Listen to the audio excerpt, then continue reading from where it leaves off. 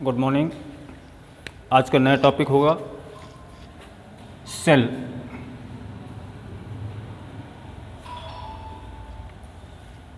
Cell वह युक्ति है जिसके द्वारा विद्युत ऊर्जा को रासायनिक ऊर्जा या रासायनिक ऊर्जा को विद्युत ऊर्जा में परिवर्तित किया जाता है। इसका मतलब सेल दो प्रकार के हुए। पहला सेल विद्युत अपघटनी सेल,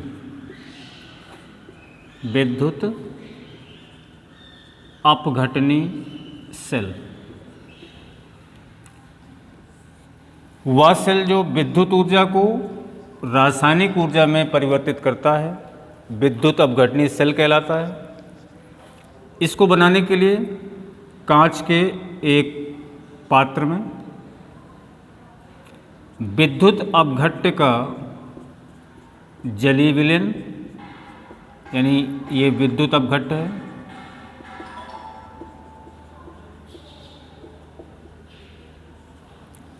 इस विद्युत अपघट्य के जलीय विलयन में दो इलेक्ट्रोड रखते हैं।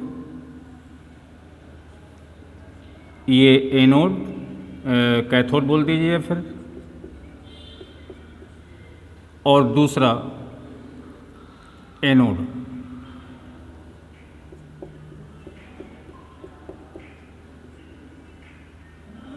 एनोड हो गया ये।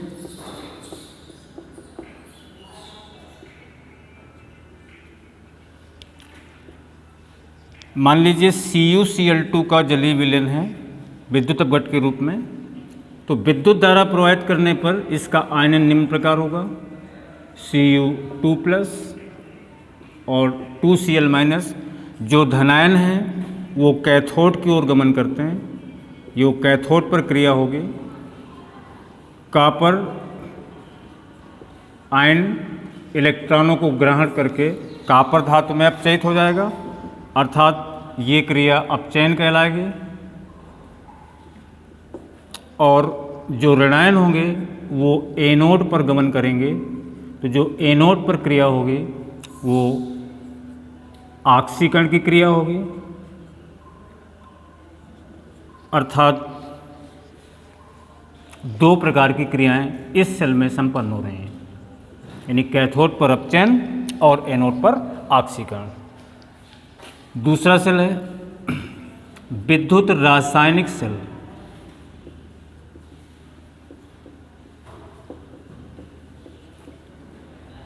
वह सेल जिसके द्वारा रासायनिक ऊर्जा को विद्युत ऊर्जा में परिवर्तित किया जाता है, विद्युत रासायनिक सेल कहलाता है। एग्जाम्पल में डेनियल सेल ले लेते हैं।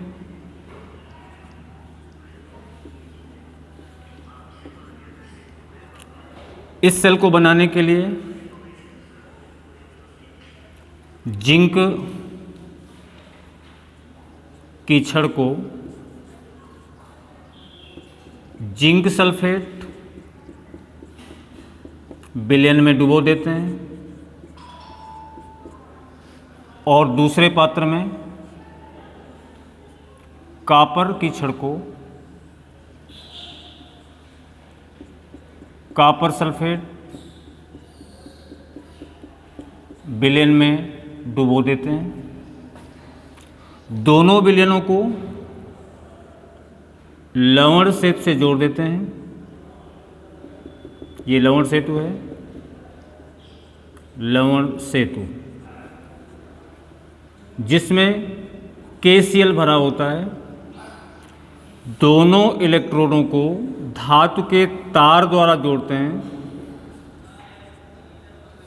तो इलेक्ट्रॉनों का प्रवाह जिंक इलेक्ट्रोड से कॉपर इलेक्ट्रोड की ओर होता है, अर्थात जिंक पर ऑक्सीकरण और कॉपर पर अपचयन की क्रिया होती है। तो जिंक ने इलेक्ट्रॉन को त्यागा, जिंक के धनायन +2 इलेक्ट्रॉन, और अपचयन की क्रिया कॉपर पर Cu2 +2 इलेक्ट्रॉन एरो Cu। अगर हम डेनियल सेल को संक्षिप्त में दर्शाते हैं तो इस प्रकार दर्शा सकते हैं, Zn/Zn2 2 खड़ी लाइनें Cu2+/Cu। इस तरह अगर कोई क्वेश्चन आता है तो ये डेनियल सेल का है। Zn/Zn2 से तात्पर्य है कि जिंक की छड़ को जिंक सल्फेट में डुबोया गया है। Cu2 से Cu तात्पर्य है कॉपर की छड़ को कॉपर सल्फेट में डुबोया गया है। 2 खड़ी लाइनें ये बताती हैं कि दोनों को लवण से जोड़ दिया गया है। इस प्रकार से विद्युत रासायनिक सेल का कार्य हुआ रासायनिक ऊर्जा को विद्युत ऊर्जा में परिवर्तित करना। अगला टॉपिक है इलेक्ट्रोड विभव।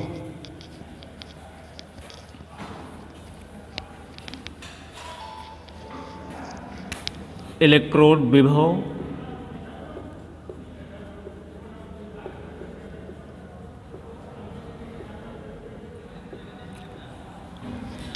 जब किसी धातु की छड़ को उसी के लवण के विलयन में डुबोते हैं।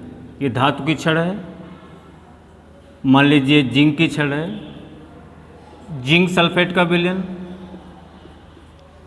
और अगर कॉपर की छड़ है तो विलयन हो जाएगा कॉपर सल्फेट का। तो जब किसी धातु की छड़ को उसी के लवण के विलयन में डुबोते हैं तो छड़ और विलयन के स्पर्श तल पर, जहाँ पे टच कर रहा है, एक विभवांतर उत्पन्न होता है। वही विभवांतर इलेक्ट्रोड विभव कहलाता है। यानी जब किसी धातु की छड़ को उसी के लवण के विलयन में डुबोया जाता है तो छड़ और विलयन के स्पर्श तल पर एक विभवांतर उत्पन्न होता है। वही विभवांतर इलेक्ट्रोड विभव कहलाता है। अगला टॉपिक ले लेंगे इसी में, मानक इलेक्ट्रोड विभव। मानक इलेक्ट्रोड विभव परिभाषा वही हो जाएगी। इसका टेम्परेचर लेना है 25 डिग्री सेल्सियस और विलयन की सांद्रता 1 यम। 25 डिग्री सेल्सियस पर जब किसी धातु की छड़ को उसी के लवण के 1 यम विलयन में डुबोते हैं तो छड़ और विलयन के स्पर्श तल पर जो विभवांतर उत्पन्न होता है वही विभवांतर मानक इलेक्ट्रोड विभव कहलाता है। ये इम्पोर्टेंट टॉपिक है, इसको ज़रूर कर लीजिएगा। Thank you. शेष नेक्स्ट वीडियो में